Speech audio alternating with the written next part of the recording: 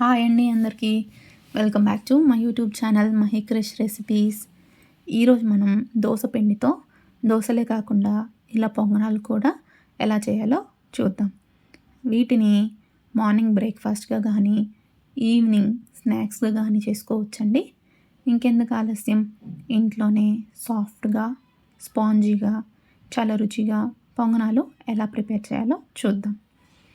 ఈ పొంగనాలు పల్లీ చట్నీ లేదా అల్లం చట్నీతో తింటే అసలు టేస్ట్ అదిరిపోతుందండి. ఇంకెందుకు ఆలస్యం, తయారీ విధానం చూసేద్దాం. ముందుగా ఒక బౌల్ తీసుకొని అందులో 4 గరిటెలు దోసపిండిని వేసుకుంటున్నానండి.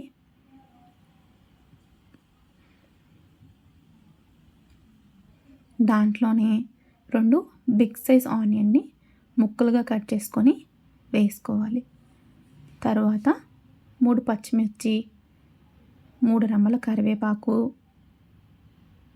కొంచెం సోడా ఉప్పు, 1.5 స్పూన్ సాల్ట్, కొంచెం పసుపు వేసి ఒక గ్లాస్ వాటర్ పోసుకొని అంతా బాగా మిక్స్ చేసుకోవాలి.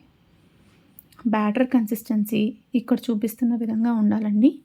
వాటర్ మరీ తక్కువ పోసుకుంటే పొంగనాలు గట్టిగా వస్తాయి, కాబట్టి చూసుకుంటూ వాటర్ పోసుకోవాలి. ఇప్పుడు ఈ బ్యాటర్ని పక్కన పెట్టుకొని పొంగనాల్లోకి పల్లీ చట్నీ ఎలా ప్రిపేర్ చేసుకోవాలో చూద్దాం. ఇప్పుడు చట్నీ కోసం ముందుగా ప్యాన్ పెట్టుకొని ప్యాన్ కొద్దిగా హీట్ అయ్యాక ఒక గ్లాస్ పల్లీలు వేసి కొద్దిగా బ్రౌనిష్ కలర్ వచ్చే వరకు బాగా వేయించుకోవాలి.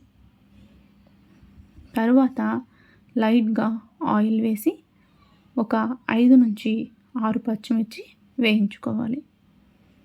మిరపకాయలు బాగా కారం ఉన్నట్టయితే 4 సరిపోతాయండి.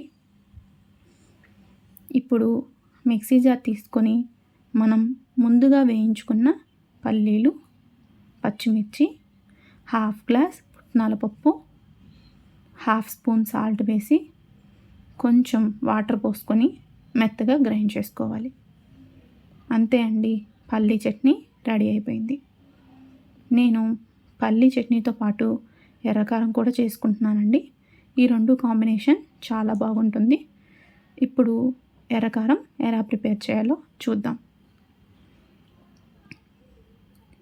మిక్సీ జార్ తీసుకొని అందులో 15 ఎండుమిర్చి, ఒక పెద్ద సైజు ఆనియన్ని ముక్కలుగా కట్ చేసుకొని వేసుకోవాలి. అందులోనే 1/2 స్పూన్ సాల్ట్ వేసి గ్రైండ్ చేసుకోవాలి. మరీ మెత్తగా కాకుండా లైట్ పల్స్ ఇస్తే చాలండి.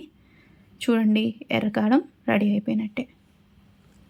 ఇప్పుడు గ్యాస్ మీద పొంగనాల ప్యాన్ పెట్టుకొని ప్యాన్ కొద్దిగా హీట్ అయ్యాక నేను చూపిస్తున్న విధంగా ప్రతి గుంతలో కొంచెం నూనె వేసుకోవాలి.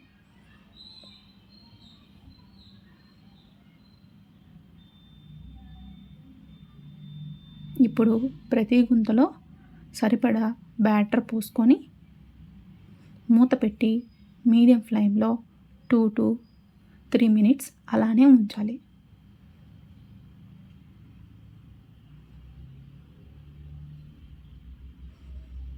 కింద సైడ్ ఇలా గోల్డెన్ బ్రౌనిష్ కలర్ వచ్చాక పైన కొద్దిగా ఆయిల్ వేసి ఇంకొక సైడ్ కూడా 3 నుంచి 4 నిమిషాలు బాగా కాల్చుకోవాలి.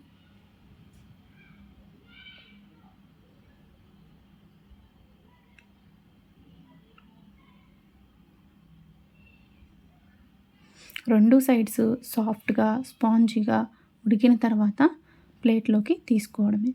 అంతే అండి, మన పొంగనాలు రెడీ అయిపోయినట్టే. మీరు కూడా ట్రై చేసి ఎలా వచ్చిందో కమెంట్ చేయండి. Please like, share and subscribe to my YouTube channel Mahikrish recipes.